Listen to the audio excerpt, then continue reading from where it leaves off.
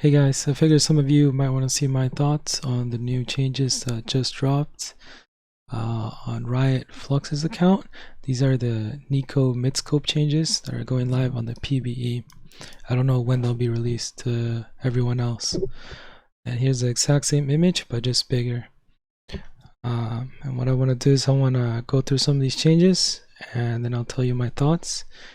If you already know me, you know I'm already a bit of a hater when it comes to this, but it's for good reason. And I just think Neeko is one of the most well-built, well-rounded out champs ever. In terms of the design, how well the abilities cover each other's weakness, it just feels perfect to me every single time. It's like the Mona Lisa, but in champion design form, no cap. Okay, so the first thing is when she's near non-epic monsters, so these are like jungle monsters, minions, traps, or wards or plants for 2 seconds, she stores their Shoma, and then Neeko can click the bar to become that unit. So basically, it says click on Neeko's face to return to Neeko, click on X to clear out the Shoma. Only one unit can be stored at a time. So basically, when you're near these things, monsters, minions, trap, wards, or plants for 2 seconds, you gain Shoma, and I guess once you have enough Shoma, you can transform into one of those. And you can only transform into one of them at a time. I don't really see too much use in this. A lot of times you can just bush camp or get a flank. Obviously it opens up more possibilities, but I don't think it's going to be anything crazy. You know, maybe you like pop one of the plants, one of like the scrying plant or the red plant, and then you disguise as that plant. So that could totally be a thing. It opens up some possibilities, but you could do a similar thing by bush camping. Disguise no longer breaks on taking damage, only when the disguise itself would have died or when you are crowd controlled. So this is a really nice quality of life. Right now, if you take damage in lane or something and you're disguised, it goes on like a 16-second cooldown. And currently, to prevent this, the only thing you can do, which I do kind of often, is if you're about to take damage or something, you disguise into Neeko again.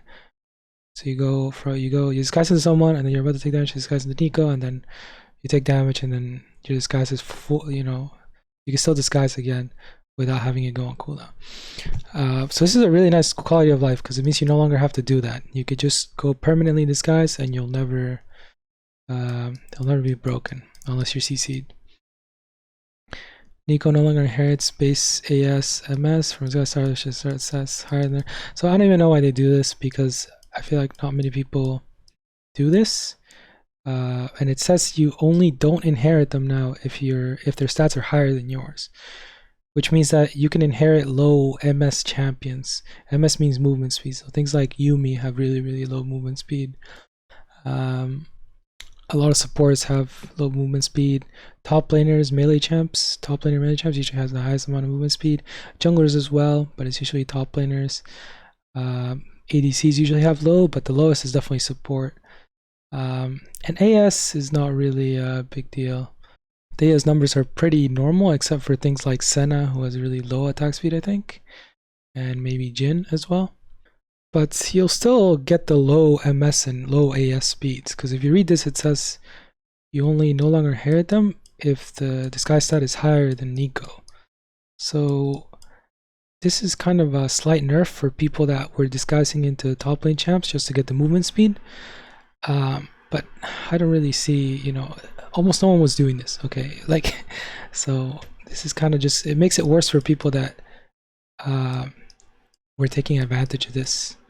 Cooldown, blah blah blah, I got decreased in 6 seconds. So I know currently it's about 16 seconds. I don't know the exact amount, but it has like a whole formula here, I guess, for levels. 6 seconds is a lot shorter. I think this is pretty good. Quality of life. Might be a little bit too short, might be a little bit too strong.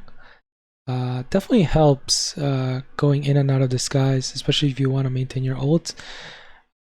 So I definitely like this, but I feel like it might be a little bit too short. Maybe something like 8 to 10 seconds would have been better. Okay, so now for your Q, 40 to 140 plus 20% AP into 35. So basically it's 5 less damage at the start and at the end, and instead of that you get 5% more AP. Pretty sure the 5% more AP completely outdoes the 5 base damage, like at 100 AP or more. So this is a bit of a, it's like a slight, very small kind of insignificant buff. I guess you pop it twice because Q pops 3 times and this is the secondary and tertiary, so you have to double the differences here. It's not -5, -5, and then +5. It's like -10. It's like -10 and plus 10% AP. Yeah, because it's the secondary and tertiary. It pops twice. Still though, it's a very small buff if you hit all parts of your Q. And then explosions deal damage to monsters, which I'll tell you my thoughts later on, but this just incentivizes jungling with Neeko. Then you have Shapechaser W. You can reactivate it to send a clone to a new location. I think this is kind of good. It opens up some possibilities, for sure. Makes juking a lot easier. But in a way, I'm not too sure because it, I feel like this is too much on the other side, perhaps, where it helps people that couldn't juke too much. And I feel like they should add something to help maybe, but this might be too much. I'm not sure, but maybe it's okay. I don't think it's you know, I'm not stressing over this. I think this could be okay, not sure. And if it's not okay, it wouldn't be okay because it would be buffing noobs too much, basically, you know. Maybe buff them, but not too much. I'll have to wait and see. And then clone, plagues, jokes, taunts, whatever. Powered attack deals more damage to monsters, so again, monster damage for no reason. And then here in E, they remove 10 damage on the base and then add 5% AP. Yeah, I mean, I think both these things, they kind of nerf the early game damage, you know, laning, when you're laning and when you're throwing out these spells, so it makes her a bit less of a bully. But once you get first item, you are around the same damage or a little bit more. It's not that much damage though, so it's nothing crazy. Then we have R. So I haven't seen this in action, but based on what I'm reading here, I can imagine. Basically Neeko channels normally, and then right now when she finishes her channel, she jumps into the air for like a second, and that's when people usually flash out, and then she like lands and then it stuns people. So there's a little bit of a window in between after you channel and while you're jumping in there where people flash out currently. And before, this is before your ult hits. It's kind of like divided into 3 parts. Press R, it charges, finishes charging, Neeko jumps, and then after a second she lands. And basically it's saying here that when she jumps into the air, she also knocks up enemies. So it makes it so that it's hard for people to flash, because if they get hit by your jump, where right now they can currently flash, with this new change, if you jump, like if you finish your channel and you jump, they won't be able to flash. So it makes it easier to land. I don't have a problem with this, to be honest. I have a problem with the rest of this. Hold on, after this, she crashes and then deals damage. So this is how it currently works anyways, pretty sure. Maybe this duration they changed, I don't know. Stone link is for 1.25 total. So I haven't, you know, I don't know the numbers, but I know they're kind of close, at least. Okay, so this is what I have the bigger problem with. Are no longer shields. The shield was insane right now. It's like, it's so big.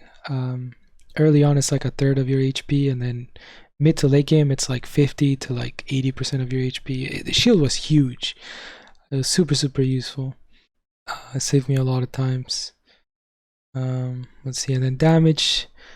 I mean, you can see the numbers. It used to be 200 to 650 plus 130% AP. Now it's 150 to 550 plus 100 AP. So they took off 30% AP, which is more than all the buffs they gave here. And these aren't really buffs. They're like mid to late tiny buffs and laning nerfs. And in exchange for that, we're losing a lot of damage here. I mean, this is a huge amount of damage. It's 50 less early game, and then like 100 less later on. And then the AP is huge as well. It's 30% AP. This is no joke. This is a huge amount of damage that you're losing out. I mean, it's easily like 100 or maybe 75 to like 200, 300 damage later on. It's a lot. I don't know the exact numbers, but I know it's a lot because I've seen 30% HP on other abilities. And then the cooldown also gets nerfed, 90 seconds to 120 to 90. So I mean, just looking straight up at the R, if we just look at the R changes, they gave her the knock up when she jumps in that tiny window of weakness that she previously had. And in exchange for this, she loses the shield. She loses like 100 to 300 damage. I mean, this is insane. And she gets a lot higher cooldown. I mean, anyway I see this, this is just a huge nerf. There's a lot of scenarios. I mean, first of all, we can cover the weakness with, I've always said, you can R and then you can E before your R lands, and then that covers the weakness. Or you can E flash while your R is channeling, and then that covers the weakness as well. But this might be a bit difficult for people to do, and it's not, it's not common to do. So I understand wanting to include something to help people out, but we're just losing too much damage here, I think. And the shield is also huge. It's like, and the cooldown, it's just like we're losing too many things just for this simple quality of life thing. And it's just not worth it. I mean, there's so many scenarios where you one-shot people with your R, Q, and E, or R, E, Q. And there's so many times when you come so close to it not killing them. Like, you just barely kill them by like, within like 100 damage or something like that. And it's that barely amount of damage that you're going to be losing here. So in a lot of scenarios where I previously one-shot people, they're going to go away. They're going to get away with like 100 HP or something. And similar to that, there's a lot of scenarios where I've been really low HP because of the skirmish, or you get really low on HP, for example, and you press R and the shield kind of saves you at the end if your R finishes the channel. And there's so many scenarios where I've gotten away with almost no HP, like 30%, 20% HP, and it was because of the shield. So this just looks like too big of a hit to me. I mean, just ignoring all these changes, just looking at the R, it's the thing I have the biggest problem with.